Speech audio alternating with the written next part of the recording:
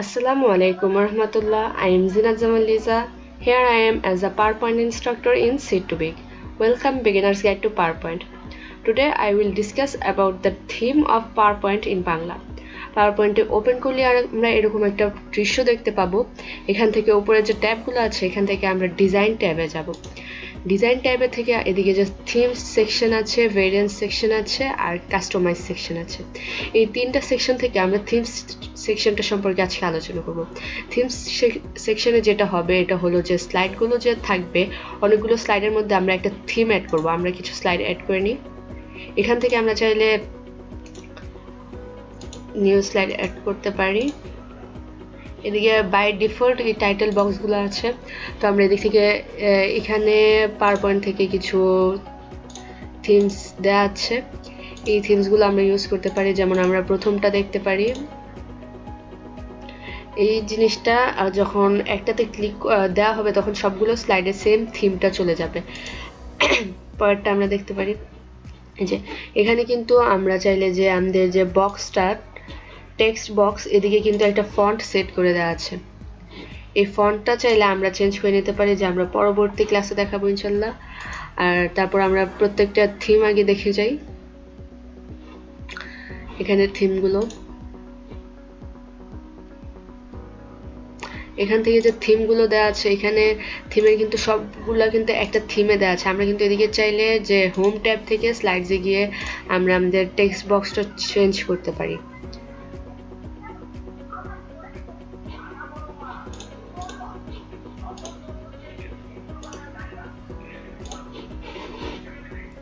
এভাবে আমরা চেঞ্জ করতে পারি। তারপরে এখান থেকে আমরা বিভিন্ন ধরনের থিম নিতে পারবো। থিম দিয়ে অনেক সুন্দরভাবে কাজ করা যায়।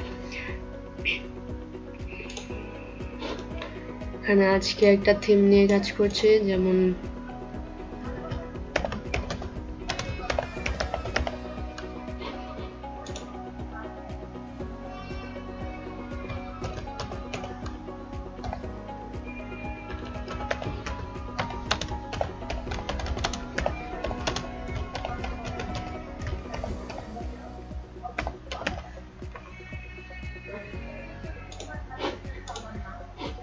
এখান থেকে চাইলে আমরা কোনো ছবি আর টেক্সট বসাতে পারি।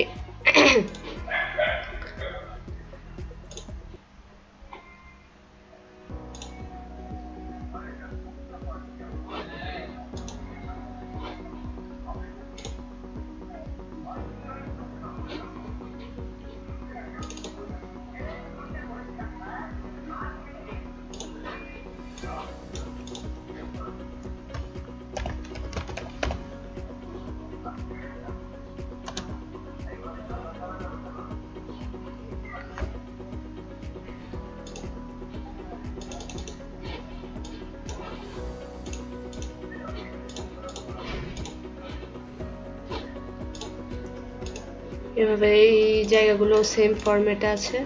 তো আমরা এইভাবে থিম অ্যাড করে বিভিন্ন মজাদার স্লাইড বানাতে পারি। এদিকে আরও থিম আছে। তো আজকে এতটুকুই। আগামী ক্লাসে ইনশাল্লাহ আমরা থিমসের যে ভেরিয়েন্সটা আছে এটা সম্পর্কে জানবো। Thank you so much. Stay blessed and stay safe. আসসালামু আলাইকুম ওয়া রাহমাতুল্লাহ।